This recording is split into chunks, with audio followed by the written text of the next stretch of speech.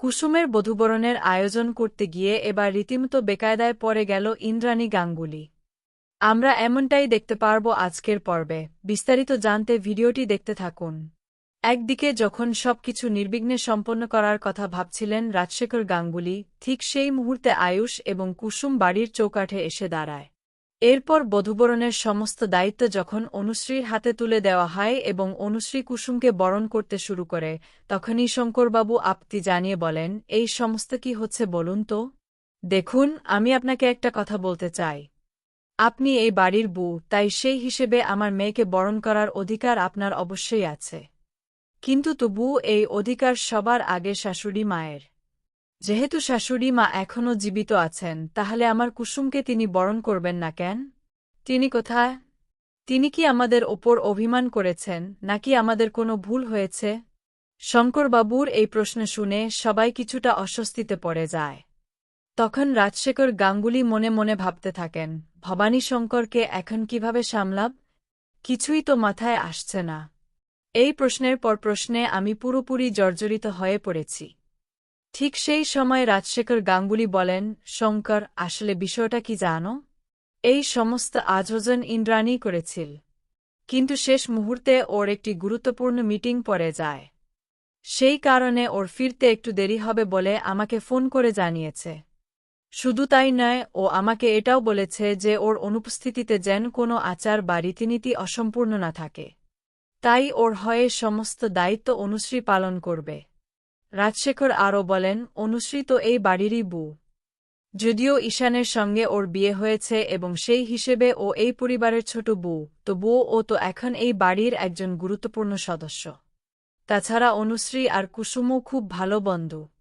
ইন্দ্রাণীর অনুপস্থিতিতে যদি অনুশ্রী এই দায়িত্ব পালন করে, তাহলে তাতে কোনো অসুবিধা হওয়ার কথা নেই। ভবিষ্যতে তো এই বাড়ির অনেক দায়িত্বই ওদের সামলাতে হবে। তাই ইন্দ্রাণীর পক্ষ থেকে এই দায়িত্ব অনুশ্রী পালন করাটাই সবচেয়ে ভালো সিদ্ধান্ত বলে মনে হয়েছে। এই কথা শুনে শঙ্করবাবু কিছুটা শান্ত হলেও তার মনে সংশয় থেকেই যায়, আর সেখান থেকেই গল্পের নতুন মোড় শুরু হতে থাকে। শঙ্করবাবু বলতে থাকেন, ও আচ্ছা আচ্ছা, ঠিক আছে। তাহলে সে অবশ্যই করতে পারে। ঠিক সেই সময় এই কথা বলা মাত্রই রাজশেখর গাঙ্গুলির কাছে অনুরোধ করে বলতে থাকেন, বাবা, যখন এই কাজটা করতেই হবে, তখন আপনি আগে গুরুজন হিসেবে কুসুমকে আশীর্বাদ করুন। ওকে বরণ করার পর বাকি সমস্ত আচার অনুষ্ঠান আমরা সম্পন্ন করে নেব। ঠিক সেই সময় এই কথা শোনার পর রাজশেখর গাঙ্গুলি মন থেকে কুসুমকে আশীর্বাদ করেন এবং ধুমধাম করে বধূবরণের সমস্ত অনুষ্ঠান সম্পন্ন করার পর কুসুমকে ঘরে তোলেন। ঠিক তারপর মুহূর্তেই মীনাক্ষীর মনে সন্দেহ তৈরি হতে শুরু করে। মীনাক্ষী বলতে থাকে, দিদি ও দিদি শোনো, আমরা বাড়ি থেকে বেরিয়ে আসার পর থেকেই কেন জানি না আমার মনে হচ্ছে বাড়িতে কিছু একটা ঘটতে চলেছে। কারণ বাড়িটা খুব জাঁকজমক করে সাজানো হয়েছে, আর তার থেকেও বড় কথা, দাদা কেন জানি না আমাকে জোর করে বাড়ির বাইরে পাঠিয়ে দিল। আমার কিছুতেই মাথায় ঢুকছে না বাড়িতে এমন কি ঘটতে চলেছে যেটা আমাদের অজান্তে হচ্ছে। তাই আমি তোমাকে বলছি, তোমার যদি কাজ শেষ হয়ে থাকে, তাহলে যত তাড়াতাড়ি সম্ভব বাড়ি ফিরে যাওয়ার ব্যবস্থা করো।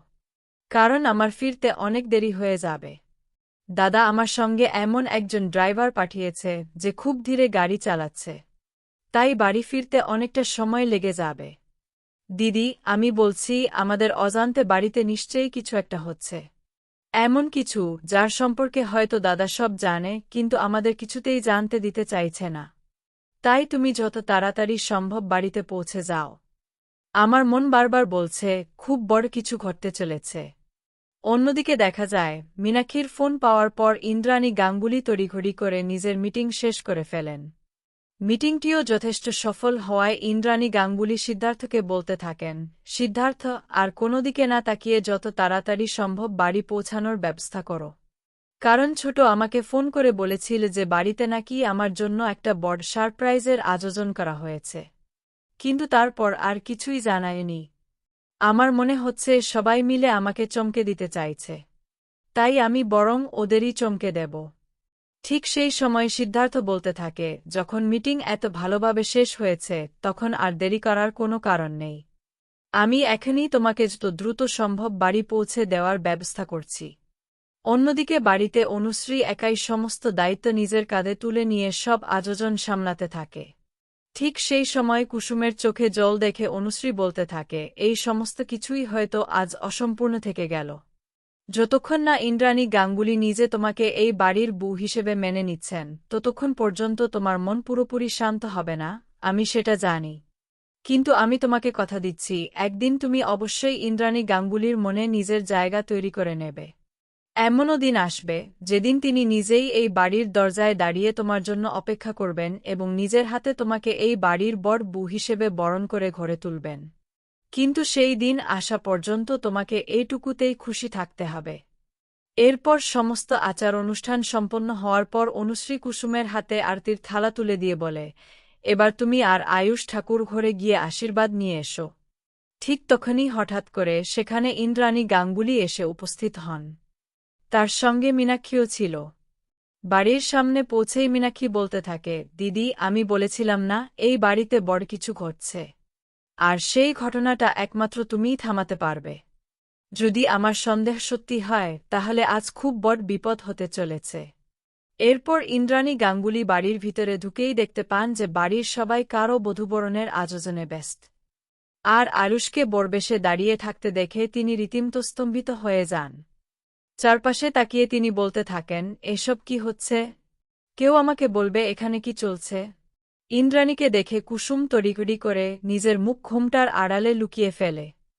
অন্যদিকে রাজশেখর গাঙ্গুলি চমকে উঠে মনে মনে বলতে থাকেন, সর্বনাশ হয়ে গেল।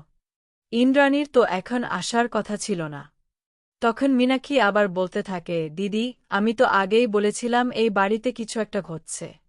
তুমি নিজেই সব দেখো। তোমার চোখের সামনেই বধূবরণের অনুষ্ঠান চলছে।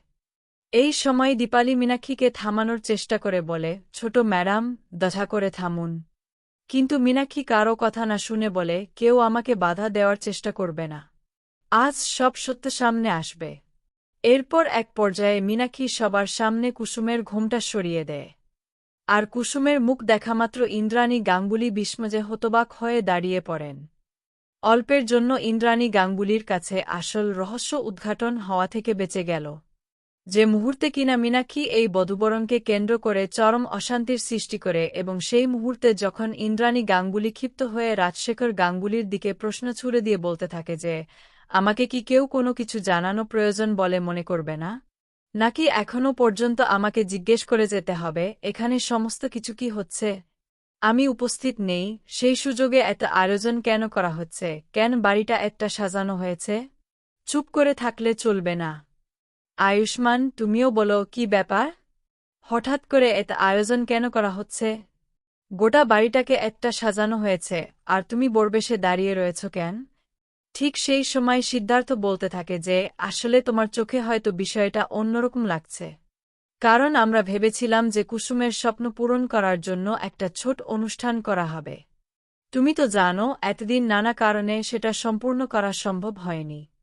কিন্তু তোমার মিটিং থাকার সুযোগে সবাই মিলে ঠিক করেছিলাম যে আজকে সেই স্বপ্নটা পূরণ করা হবে। আমরা ভেবেছিলাম তুমি সহজে বাড়ি ফিরতে পারবে না। সেই কারণেই তোমাকে কিছু জানানো হয়নি। যদি তোমাকে না জানিয়ে থাকি তাহলে সেটা অবশ্যই আমাদের ভুল হয়েছে। কিন্তু এর মধ্যে অন্য কোনো উদ্দেশ্য নেই। আমরা শুধু কুসুমের মুখে হাসি ফোটাতে চেয়েছিলাম। ঠিক সেই সময় মীনাক্ষী বলতে থাকে যে, দিদি, এরা সবাই মিলে তোমাকে বোকা বানানোর চেষ্টা করছে। তুমি কোনোভাবেই এদের কথায় বিশ্বাস করো না। এরা যে গল্পটা বলছে তার মধ্যে অনেক কিছুই লুকানো রয়েছে। কিন্তু তখনই রাজশেখর গাঙ্গুলি পরিস্থিতি সামাল দেওয়ার চেষ্টা করে বলতে থাকে যে, না না, এর মধ্যে অন্য কিছু নেই। কুসুমের বহুদিনের একটা স্বপ্ন ছিল, আর আমরা শুধু সেই স্বপ্নটাই পূরণ করার চেষ্টা করছি। তাই সবাই মিলে এই আয়োজন করেছি। তোমাকে চমকে দেওয়ার জন্যই আগে থেকে কিছু জানানো হয়নি। তাই আমি আশা করি তুমি আর রাগ করে থাকবে না। কারণ সত্যিই এখানে কোনো খারাপ উদ্দেশ্য নেই, আমরা শুধু কুসুমকে খুশি করতে চেয়েছি। তাই বন্ধুরা, পরবর্তী পর্বে কি হতে চলেছে তা জানতে ভিডিওটি অবশ্যই শেষ পর্যন্ত দেখুন। লাইক, কমেন্ট, শেয়ার এবং সাবস্ক্রাইব করতে ভুলো না।